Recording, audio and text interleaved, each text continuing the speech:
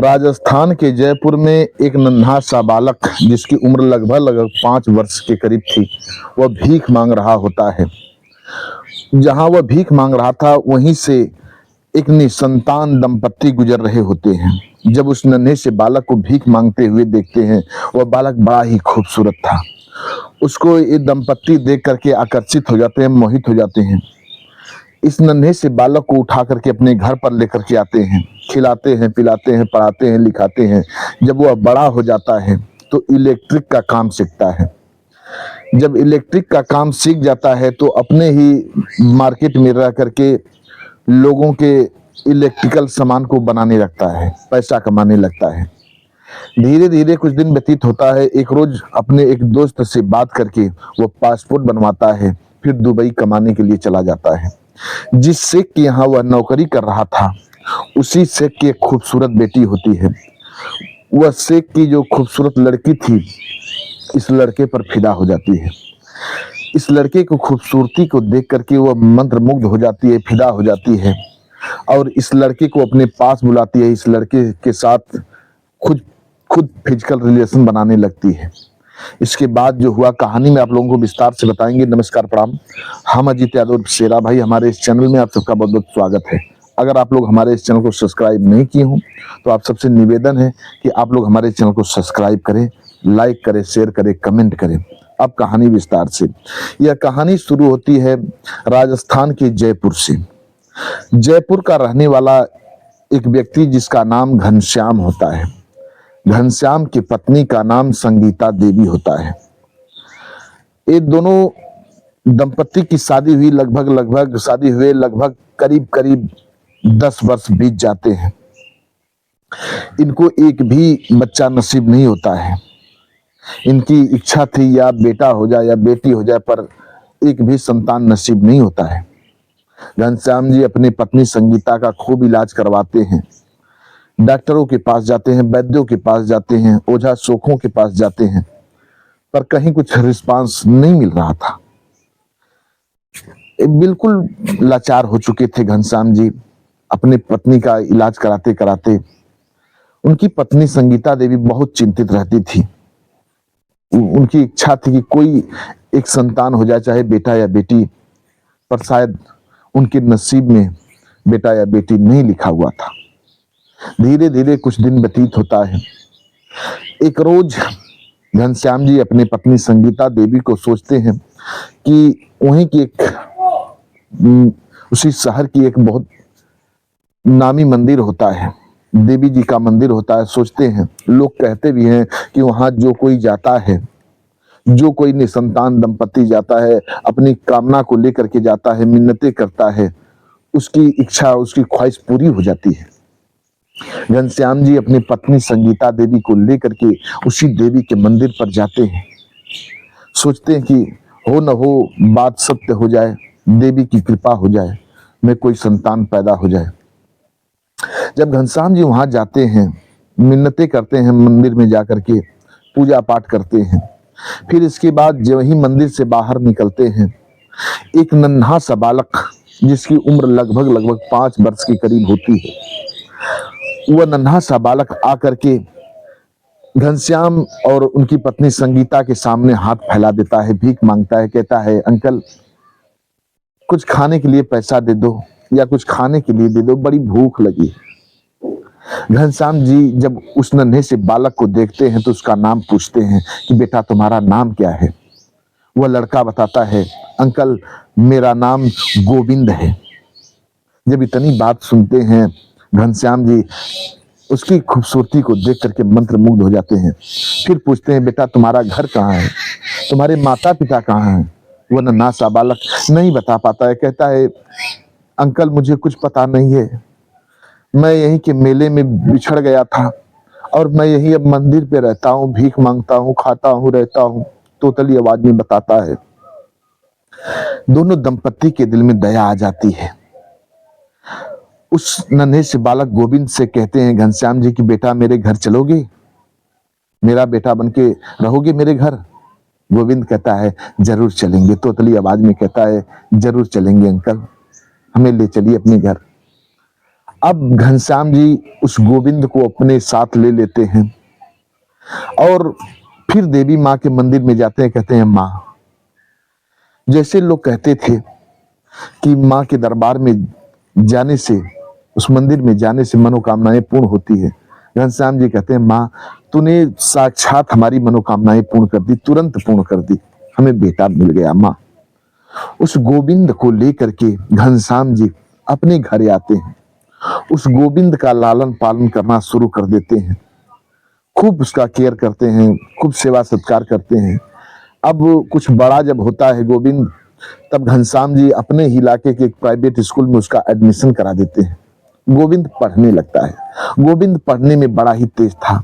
गोविंद जैसे जैसे बड़ा हो रहा था वैसे वैसे उसको सब कुछ नॉलेज हो रहा था। गोविंद को यह भी पता चल गया कि घनश्याम जी और संगीता देवी हमारे माता पिता नहीं, हमारे वास्तविक पेरेंट्स नहीं है। फिर भी वह अपना वास्तविक पेरेंट मान करके, अपना माता पिता मान करके उनकी खूब सेवा भी करता है। जो भी कुछ लोग कहते थे वह करता था। सुबह शाम अपने माता पिता के पैर दबाता था, खूब सेवा सत्कार करता था। कभी एहसास नहीं हुआ घनश्याम जी को और उनकी पत्नी संगीता जी को कि गोविंद हमारा सच में बेटा नहीं है। यह पाया गया है, मंदिर से हमने पाया है इसको। इधर गोविंद बड़ा होता है, इंटरमीडिएट की पढ़ाई जब कंप्लीट कर लेता है, तब घनश्याम दास से कहता है कि पिताजी, अब माता पिता मान लिया। घनश्याम जी को पिता और संगीता देवी को माँ करने लगा। गोविंद कहता है पिताजी, अब मैं आगे नहीं पढ़ना चाहता हूँ, मैं इलेक्ट्रिक का काम सीखना चाहता हूँ ताकि 2 पैसा कमाऊं और आप लोगों की सेवा करूं। घनश्याम जी कहते हैं कि बेटा, तुम्हें कोई पाबंदी नहीं है, तुम्हें कोई जबरदस्ती नहीं है कि तू काम सीख, तू 2 पैसा कमा, तुम्हारी जो इच्छा है तू सो कर, पर अच्छा काम कर। अब गोविंद कहता है नहीं पिताजी, मैं नहीं पढ़ूंगा, अब मैं इलेक्ट्रिक का काम सीखूंगा। तब घनश्याम जी कहते हैं कि ठीक है, तुम्हारी जो इच्छा है सो कर। अब अपने ही मार्केट में जा करके एक इलेक्ट्रिक की दुकान पर गोविंद रहने लगता है और वहीं इलेक्ट्रिक का काम सीखने लगता है। कूलर, पंखा, एसी, टीवी ये सब बनाने लगता है। धीरे धीरे कुछ दिन व्यतीत होता है, करीब करीब साल 2 साल में वह गोविंद सब कुछ बनाना सीख जाता है, बड़ा ही अच्छा मैकेनिक बन जाता है। अब गोविंद खुद अपनी पर्सनल एक दुकान खोलता है और उसी दुकान में कूलर, पंखा, एसी, टीवी, जो इलेक्ट्रिक की जितनी सामग्रियां होती हैं सब कुछ बनाने लगता है। अच्छा खासा पैसा कमाने लगता है। मार्केट में उसकी चर्चा होने लगती है कि गोविंद जैसा मिस्त्री पूरे इलाके में नहीं है। गोविंद बड़ी शिद्दत से लोगों के काम को करता था और वाजिब दाम लेता था। लोग उसकी खूब तारीफ करते थे, पैसा खूब कमाने लगा। अपने माता पिता की खूब सेवा करता था, माता पिता को पैसा देता था, लोग बड़े ही खुश होते थे। धीरे धीरे कुछ दिन व्यतीत हुआ। एक रोज गोविंद का एक दोस्त था जो गोविंद से मिलने आया, उसका नाम पंकज होता है। पंकज गोविंद से जब मिलने आया तब गोविंद से कहा, गोविंद तुम इलेक्ट्रिक का काम अच्छे ढंग से सीख चुके हो, तुम मेरे साथ दुबई चलो। वह लड़का पंकज खुद दुबई रहता था, वह भी इलेक्ट्रिकल काम करता था, वह भी अच्छा जानकार था। कहता है गोविंद तुम मेरे साथ चल, तू दुबई कमाएगा तो अच्छा पैसा कमाएगा और जो चाहोगे तो सो कर लोगे। गोविंद कहता है ठीक है, ले चलो, मैं चलूंगा। तब पंकज कहता है कि गोविंद तुम अपना पासपोर्ट बनवाओ पहले, फिर इसके बाद हम जाते हैं दुबई, वहां से तुम्हें शेख से बात करके, जिस शेख के यहाँ मैं रहता हूँ उस शेख से बात करके तुम्हें वीजा भिजवा दूंगा और तुम उस पते पर चले आना, मैं तुम्हें वहां के एयरपोर्ट पर रिसीव कर लूंगा। गोविंद कहता है ठीक है। अब गोविंद पंकज की बात को मान करके अपना पासपोर्ट बनवाता है। पासपोर्ट जब बन जाता है, इधर उसका दोस्त पंकज दुबई चला जाता है। जब दुबई पंकज चला जाता है तो वहां के शेख से बात करता है, जिस शेख के यहाँ वह रहता था। उस शेख से बात करता है कि मेरा एक दोस्त इलेक्ट्रिक का काम जानता है, वह अच्छा जानकार है, क्या मैं उसे यहाँ बुला सकता हूँ? वह शेख कहता है कि बुला लो। अब पंकज वीजा कहता है कि आप वीजा दे दीजिए, मैं उसको भेज देता हूँ और वो आ जाएगा। वह शेख वीजा बनवा करके तैयार करा करके देता है, पंकज के द्वारा भेज दिया जाता है उस वीजा को। यहाँ गोविंद वीजा पाता है, बहुत खुश होता है। अब वीजा को लेकर के, पासपोर्ट लेकर के पंकज एक दिन रवाना होता है दुबई के लिए। अपने माता पिता से, घनश्याम से और संगीता देवी के पैर छूता है। उसके माता पिता उसको गले लगा करके विदा करते हैं। एयरपोर्ट पर जाता है, फ्लाइट के जरिए वह दुबई के एयरपोर्ट पर पहुंचता है। जब वहां दुबई के एयरपोर्ट पर पहुंचता है, तब वो उसका दोस्त पंकज वहां रिसीव करने के लिए आया हुआ था, 4 व्हीलर गाड़ी लेकर के। अब दोनों दोस्त मिलते हैं, वहीं हाल चाल करते हैं। फिर इसके बाद मेन गंतव्य पर पहुंचते हैं। पंकज लेकर के उस शेख के यहाँ जाता है, उस कपिल के यहाँ लेकर के जाता है जिसके यहाँ वह खुद रहता था। वही दोनों दोस्त रहने लगते हैं। कुछ दिन दोनों दोस्त वहीं साथ रहते हैं। उस शेख के शॉप में काम करते हैं, इलेक्ट्रिक शॉप जो था उस शेख का, उसी में काम करते हैं। करीब करीब 1.5-2 साल पंकज वहां रहता है। फिर पंकज अपने घर आ जाता है। पंकज फिर नहीं जाता है, लेकिन गोविंद नहीं आता है। गोविंद करीब करीब 4 साल वहां रहता है। जब 4 साल रहता है तो खूब अच्छा पैसा कमाने लगा, घर पर पैसा भेजता था। घर की खूब तरक्की हो रही थी, घर द्वार अच्छा खासा बन गया। घनश्याम दास जी कुछ खेत बाड़ी भी लिखा लिए, अपने नाम करा लिए, गाड़ी घोड़ा भी तैयार कर लिए, अच्छी तरक्की हो रही थी। फिर एक रोज गोविंद अपने घर आता है। गोविंद घर जब आता है, उसके माता पिता उसकी बड़ी तारीफ करते हैं। कहते हैं, बेटा अगर मेरा सच में जो हमारा खुद का बेटा होता ना, इतना सब कुछ नहीं करता जितना तुम कर रहे हो। तुम मेरे सच में जो हमारे बेटे से भी बढ़ के तुम हमारा बेटा हो। गोविंद कहता है कि नहीं, बस आप लोगों का छत्र छाया हमें मिलता रहे, हमारे लिए इतने बहुत है। आप लोग हमारे भगवान हो। मैं कुछ नहीं कर रहा हूं, ये तो आप लोगों की देन है। गांव घर के लोग भी उसकी बड़ी तारीफ करते थे। गांव घर के लोग भी यही कहते थे कि शायद घनश्याम जी का खुद का बेटा होता तो इतना नहीं करता जितना गोविंद कर रहा है। सब लोग खूब तारीफ करते। कुछ दिन तक अपने माता पिता के साथ रहता, माता पिता की खूब सेवा करता गोविंद। माता पिता बड़ा ही बेहवल रहते, बहुत ही प्रसन्नचित्त रहते उसको देख करके। कुछ दिन तक अपने माता पिता के साथ रहा। फिर इसके बाद दुबई के लिए रवाना हुआ।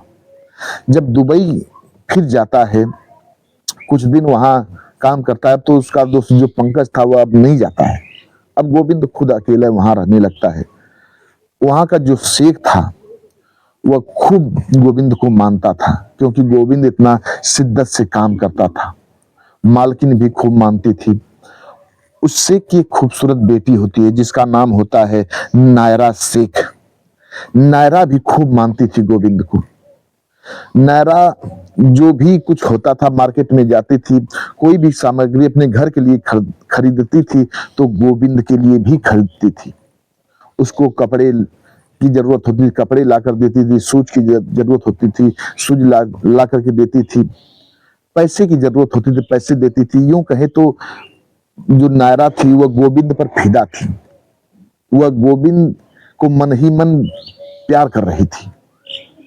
एक रोज मौका पाकर के नायरा गोविंद को अपने कमरे में बुलाती है और अपने प्यार का इजहार गोविंद से कर देती है। नायरा कहती है, गोविंद मैं आपसे बहुत प्यार करती हूँ, मैं तुमसे शादी करना चाहती हूँ। गोविंद कहता है, आप मेरी मालिक मालकिन की बेटी हो, हमारे लिए आप मालकिन ही हो हमारी, कैसी बातें आप कर रही हो। वह नायरा कहती है, गोविंद क्या मैं तुम्हें पसंद नहीं हूं। गोविंद कहता है, नहीं मालकिन, ऐसी कोई बात नहीं है। तब नायरा कहती है, गोविंद तुम मेरे साथ शादी कर लो, मैं तुमसे शादी करना चाहती हूँ।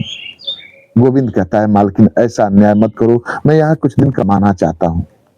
हो न हो आपके माता पिता कुछ गलत सोच जाएं, हमें यहाँ के केस में बजा दें या हमारी हत्या करवा दें।